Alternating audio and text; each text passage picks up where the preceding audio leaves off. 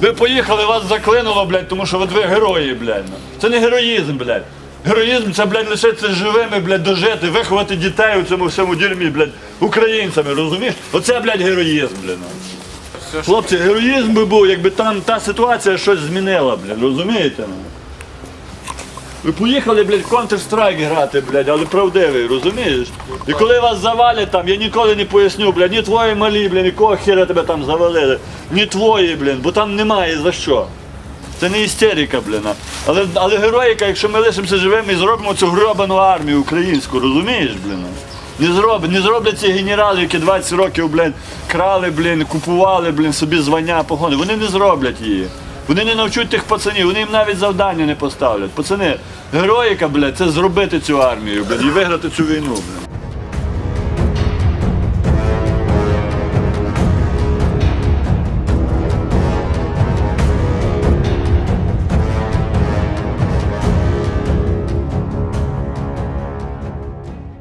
Perang berlarut-larut dengan Rusia, Kiev mulai frustasi. Negara-negara barat menunggu jatuhnya Ukraina ke tangan Rusia. Kiev menyampaikan frustasinya tentang negara-negara barat yang mensyaratkan telah menolong Ukraina dalam perang melawan invasi Rusia. Menteri Luar Negeri Ukraina Dmytro Kuleba merasa negara-negara barat sedang menunggu Kiev untuk menyerah dan berpikir masalah mereka akan segera selesai dengan sendirinya. Seperti dikutip dari Russia Today, pada 17 Agustus 2022 kemarin, Kuleba sering ditanya dalam wawancara dan saat berbicara dengan Menteri Luar Negeri lainnya, berapa lama Ukraina akan bertahan? Itu daripada menanyakan apa yang bisa dilakukan untuk membantu Ukraina mengalahkan Putin dalam waktu sesingkat mungkin.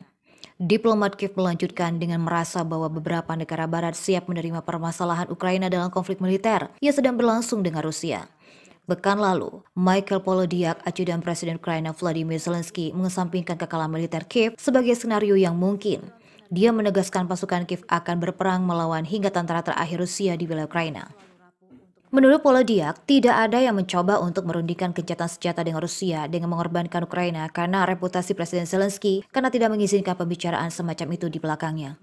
Zelensky telah berulang kali mengutuk desakan beberapa negara barat pada revolusi damai untuk konflik tanpa mempertimbangkan kepentingan Kiev. Kelelahan tumbuh, orang menginginkan semacam hasil untuk dirinya sendiri, dan Ukraina membutuhkan hasil untuk negaranya.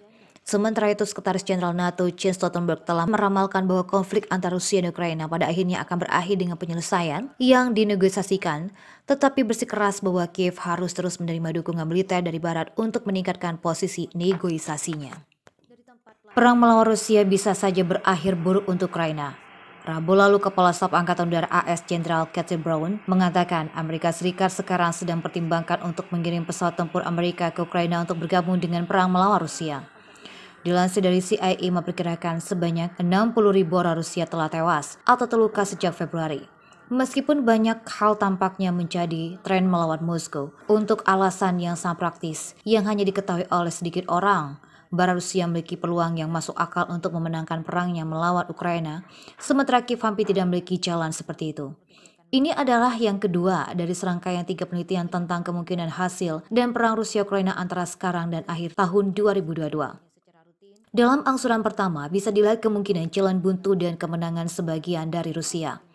Di antara dua prospek tersebut, analis ini mengungkapkan bahwa Moskow memiliki peluang untuk mengalahkan Ukraina, sementara Kiev hampir tidak memiliki peluang untuk mengalahkan Rusia.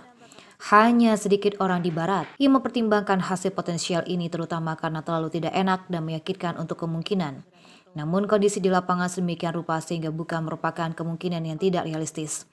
Dalam skenario ini, Rusia melanjutkan perjalanan tanpa henti dan metodis melalui batu utara pertempuran Donbas. Pertama, menyelesaikan penghapusan garis pertahanan utara selatan yang berjalan sesuai dengan Servik, Soledar, Bakhmut, dan kemudian melanjutkan ke barat untuk menyingkap Sloviansk dan Kramatorsk. Setelah merebut kota-kota ini, target berikutnya paling mungkin adalah Kharkiv. Pasukan Putin kemudian kemungkinan akan menutup perdekatan barat ke kota, memotongnya dari bala bantuan atau pasukan dari Kiev dan kemudian seperti yang mereka lakukan di Mariupol. Percakapan paling signifikan Rusia dalam fase operasi ini tidak akan menjadi perebutan fisik wilayah. Sebanyak itu akan menjadi pelampiasan angkatan bersenjata Ukraina sebagai identitas yang konsisten. Ukraina telah menderita lebih dari 1.000 total korban per hari di Donbas sejak pertengahan April, setelah kehilangan ribuan pejuang terbaik mereka dalam pertempuran untuk Mariupol. Sebagian besar kekalahan ini dialami oleh petarung mereka yang paling berpengalaman dan tangguh. Pengganti yang terus datang seringkali tidak memiliki pelatihan yang paling mendasar sekalipun. Sebuah penelitian oleh Modern War Institute memperkirakan bahwa hanya 20% unit pengganti yang dikirim ke garis depan. Karena lebih banyak kontingen asli dari personel terlatih yang terbunuh atau terluka. Alasannya, keberhasilan atau kegagalan dalam pertempuran modern tidak hanya bergantung pada pelatihan prajurit individu dan jumlah perlengkapan yang tepat, tetapi juga pada unit yang berpengalaman dan terlatih. Meskipun tidak optimal bagi pengganti untuk diajarkan keterampilan tempur dasar di depan mereka yang bertahan bisa menjadi cukup mampu. Tetapi melatih organisasi militer di tingkat kompi atau batalion untuk bertaruh sebagian sebuah tim membutuhkan pelatihan yang cukup selama berbulan-bulan, bahkan itu harus dimulai dengan pengalaman sersan, letnan, dan kapten. Ukraina telah kehilangan sebagian besar kekuatan terlatih dan pengalamannya. Bahkan jika Kiev merekrut 100 orang, mereka tidak akan mampu menciptakan kembali pelatihan dan pengalaman para perwira dan sersan tingkat unitnya yang telah hilang sampai saat ini. Sangat sulit untuk menggerakkan seluruh formasi tanpa kehadiran pemimpin yang terlatih secara signifikan di tingkat taktis. Menerjunkan set peralatan dan komprehensif mungkin menjadi tantangan yang lebih besar. Ukraina tidak dapat menciptakan pemimpin yang berpengalaman. Mereka harus berkembang dari waktu ke waktu dan tidak ada jalan pintas untuk menciptakan mereka. Dengan demikian, semakin banyak Ukraina kehilangan pasukan berpengalaman mereka dalam posisi kepemimpinan, semakin tidak mampu pasukan mereka secara keseluruhan. Tidak peduli berapa banyak BGT, yang akhirnya mereka isi dengan personil baru. Resiko dalam skenario ini adalah bahwa pada titik tertentu struktur angkatan bersenjata Ukraina menjadi terlalu rapuh untuk mempertahankan pertarungannya, dan pasukan Rusia pada akhirnya dapat menghujani cukup banyak artileri, roket, dan serangan udara ke pasukan Ukraina, sehingga integritas kapasitas mereka secara keseluruhan. Jika itu terjadi, ada kemungkinan pasukan bergerak Rusia dapat memaksa terobosan dan masuk ke daerah belakang Ukraina. Agar adegan ini dimainkan, ini berarti militer Rusia mempertahankan pasukan lapis bajanya yang cukup terlatih dan dilengkapi dengan mempertahankan volume tembakan artileri yang tak henti-hentinya, serta unit tank yang dapat melakukan operasi eksploitasi. Jika kerugian Rusia menumpuk lebih cepat daripada yang dapat digantikan oleh unit yang berkualitas dan terlatih dari tempat lain di Rusia, maka skenario yang dijelaskan dalam opsi 1 menjadi mungkin dan pasukan Putin akan dipaksa untuk menghadapi jalan buntu. Resiko bagi pemerintah Ukraina dan keterlangsungan hidup negara bagaimanapun naik ke level tertinggi yang berbahaya jika Putin mampu mempertahankan kekuatan peralatan dan logistik yang cukup untuk menekan angkatan bersenjata Ukraina di titik kehancuran. Seiring berjalannya waktu, semakin tidak relevan berapa banyak Hellfire untuk peluncur roket yang diberikan Barat kepada Kiev. Karena jika skenario ini terwujud, tidak ada cukup pasukan Ukraina yang tersisa untuk memperkerjakan mereka secara memadai. Banyak orang di Barat berbicara tentang kemenangan bagi Kiev. Zelensky dan pejabat senior lainnya secara rutin mengklaim bahwa mereka pada akhirnya akan menangkan kembali semua wilayah mereka, termasuk Crimea. Tetapi hampir tidak ada dasar untuk mendasarkan harapan seperti itu.